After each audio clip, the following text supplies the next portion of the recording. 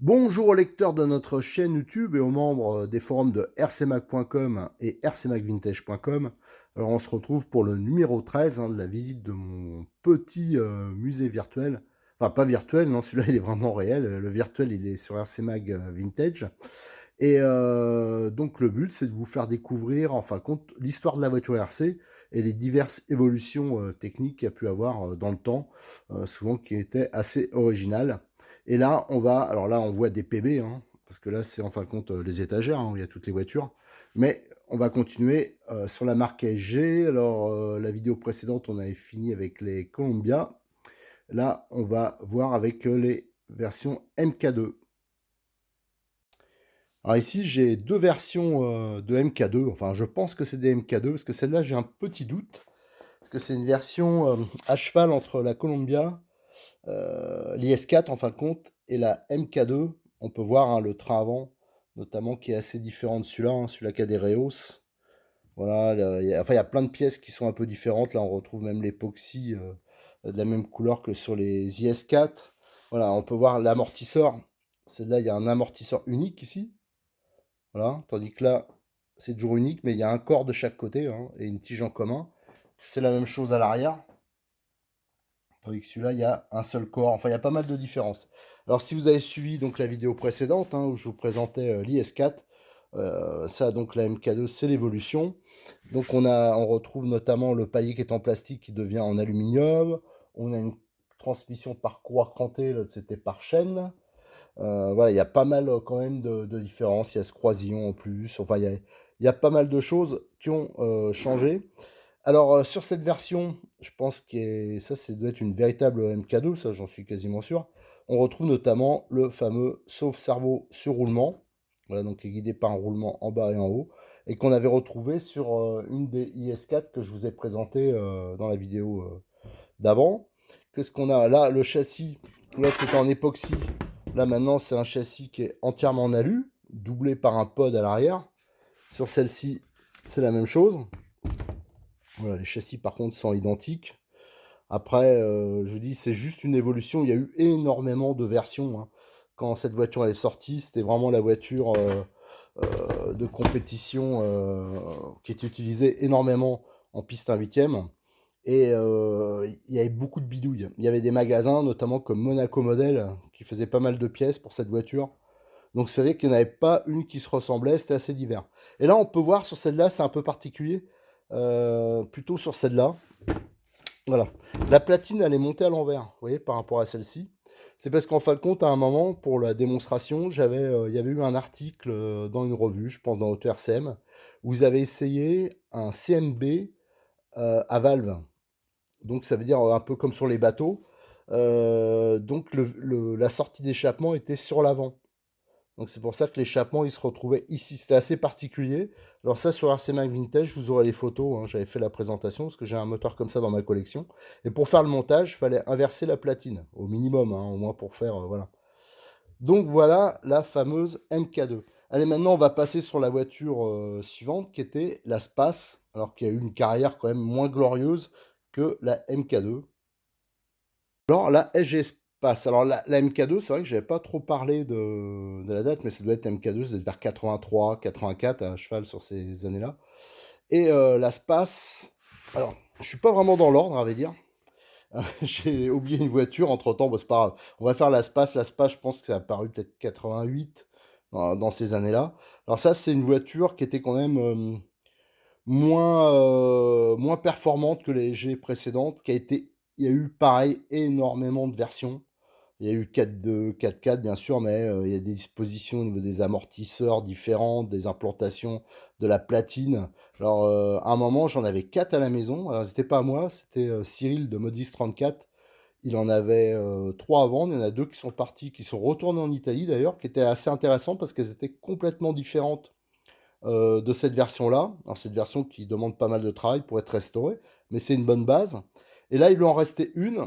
Alors, j'oublie pas un message au capitaine Caverne. Je t'oublie pas parce que j'essaie de lui trouver une ou deux pièces qui manquent dessus. Et ça, c'est une space qui est noire parce qu'elle a existé, vous voyez, donc avec des triangles blancs. Et vers la fin, je pense quand c'était Mantua qui les produisait, c'est devenu avec des triangles noirs, des systèmes de démontage rapide, un peu comme les Mantua aussi. Alors là, on voit que c'est une 4x4, hein, avec une disposition, une implantation qui est relativement classique. Voilà. Les amortisseurs, des tout petits amortisseurs à l'arrière. La barre anti-roulis, ouais, le système de barre anti-roulis qui ne devait pas être méga efficace d'ailleurs. Voilà. Et celle-ci, elle est équipée d'une boîte de vitesse. Voilà, une boîte de vitesse à maslot apparemment. Donc voilà, la SG Space qui inaugurait aussi un nouveau réservoir.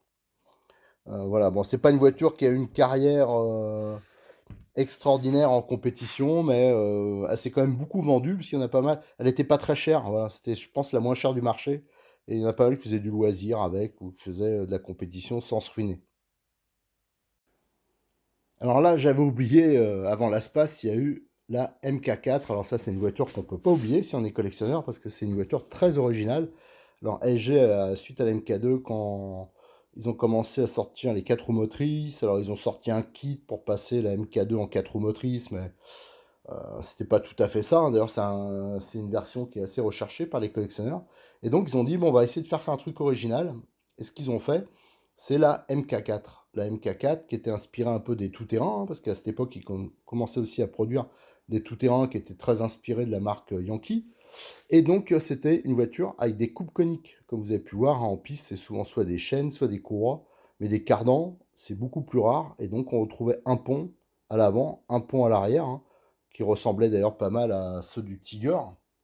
Voilà. Et il y avait bien sûr un coupe conique. Alors ça, c'est une version qui est sortie en fin de carrière de la MK4. La première version, c'est plutôt celle-ci. Alors les cellules étaient fermées. Là, on voit, je pense que c'est le pilote, hein, qui a mis un petit trou ici pour pouvoir graisser le coupe conique. Donc là, dedans, c'est des roues libres ici. Et là, ça doit être un différentiel à pignon. Donc il n'y avait pas de boîte de vitesse sur cette version. On peut voir la platine qui est très large. Là, il y a un disque de frein en aluminium, le réservoir SG habituel. Et là, on retrouvait un système de rotule, hein, avec des triangles assez courts. Vous voyez, un amortisseur à volume constant ici. Voilà, donc la tige, en fin de compte, a traversé, c'est pour ça qu'il est très long, a traversé ici. Voilà, donc c'était une voiture avec des cardans homocinétiques, comme sur les tout-terrains. Des petits soufflets pour protéger le cardan. Ça, je pense que c'est peut-être le pilote qui avait cette voiture qui a mis ça. On peut voir à l'arrière, on retrouve un grand amortisseur aussi. Et un châssis quand même très large et pas mal à jouer. Voilà. La MK4. Donc ça, c'est une voiture quand même dans les collections qui est assez originale. Alors ça n'a pas hyper bien marché, mais par contre, c'est une voiture que je trouve belle et sympa. Il y avait un démontage rapide. Et après, ils ont dit, bon, on va faire quelques modifs. Et notamment, ils ont sorti la custom. Alors, je sais pas si ça, c'est une vraie custom. Du moins, à l'avant, vous voyez, c'est découpé ici. C'était pour sûrement avoir accès au réglage. Ici, ça doit être c'est un différentiel à billes. Ah, il y a les deux, peut-être. Je sais pas exactement comment ça marche. Il y a des roues libres en tout cas. Et je sais pas exactement le principe du réglage ici. À quoi il servait. J'ai l'impression qu'il y a peut-être un mix des deux. Je sais pas. Là, on voit le coupe conique en alu. Alors, heureusement que c'est. Enfin, en acier, mais qui est visible. Donc, heureusement que c'était de la piste 1/8. Là, on retrouve le même système d'amortisseur. Ça n'a pas trop changé. Les cardans homocinétiques. Par contre, la platine, elle a changé parce que maintenant, on retrouve une boîte de vitesse au centre. Voilà, le système, même au niveau du frein, tout ça, là, maintenant, il y a une grande découpe. Voilà, la voiture, elle est quand même un tout petit peu différente. On peut voir que les cales moteurs, là, si c'est celle d'origine, bah, c'était réglable, hein, pour pouvoir avancer ou reculer le moteur. Et là, la disposition, en fin de compte, de l'amortisseur, par rapport à la version standard. Là, l'amortisseur est placé en bas, la barre anti-roulée en haut. Et là, c'est un peu inversé. Alors, je sais pas si c'est une bidouille du pilote ou si c'était comme ça, mais apparemment, voilà, l'équerre, je pense que c'est juste l'équerre qui est inversé par rapport à celle-ci. Donc voilà, la MK4, c'est quand même une voiture hyper sympa. Alors, à savoir que ça, c'est la mienne. À la base, celle-ci, c'était la mienne aussi, mais j'ai fait un échange avec Cyril contre un tout-terrain Kyosho qu'il avait, que je voulais absolument. Et donc, à savoir s'il y en a qui sont intéressés, ça, c'est une voiture qui va sûrement mettre en vente bientôt. Et des MK4, il n'y en a pas souvent de disponibles sur le marché, donc ça peut être intéressant. On va finir cette vidéo avec cette voiture que j'ai achetée il y a quelques années maintenant. J'avais trouvé ça sur internet, elle n'était pas vendue trop cher. Et j'avais craqué. C'est une Monaco modèle. Alors ça, c'est des voitures de la fin des années 90, je pense à peu près. Alors donc on retrouvait un train avant, là c'était des pièces de SG, hein, un train avant style VCS, on voit juste la disposition du cerveau qui est un peu différente. Là, je crois que c'est un réservoir serpent. Et là, à l'arrière, on trouvait donc, comme sur les voitures de piste à suspension, une transmission donc intermédiaire, hein, à courroie. Et là, on retrouvait des paliers. Alors moi, c'est pas la version que je voulais à la base, mais j'avais trouvé que celle-ci, les plus belles versions, c'est-à-dire toutes ces pièces-là, la tulipe, les paliers, sont entièrement en aluminium. Là, c'est une version plastique, donc il doit être peut-être un peu plus récente. Voilà, donc c'était Monaco modèle avec le système de frein. Là, par contre, le palier en alu, le diff qui était maison aussi. Ça, c'était une marque donc, qui était commercialisée par le magasin Monaco Model qui faisait plein de pièces pour la voiture de piste, hein, des accessoires, surtout pour les marques SG, mais aussi Serpent. Voilà. Et dessus, on retrouve un moteur RB. Hein. Donc, je sais pas s'il date de l'époque, avec voilà, le châssis qui était assez simple. Hein. C'était un châssis en alu avec un pod hein, pour le doubler. Voilà, donc la Monaco modèle avec son système de train oscillant, avec les réglages. Voilà, ça c'est une voiture que je voulais depuis un moment, j'ai eu l'occasion de l'avoir. Faudrait que je fasse 2-3 petites bricoles dessus, mais c'est aussi une bonne base. Voilà, on a fini pour cette 13e vidéo. Dans la 14e, là on va commencer aussi une grande marque hein, qui existe toujours par contre, hein, contrairement à LG, PV. C'est la marque Serpent. Et là j'ai pas mal de voitures à vous montrer. Alors je vous avoue que sans avoir révisé, il y a quelques modèles, je me souviens plus exactement les noms, mais euh, on rectifiera ça par la suite dans les commentaires. Allez, je vous remercie, à bientôt sur notre chaîne YouTube et aussi sur les forums de rcmag.com et rcmagvintage.com.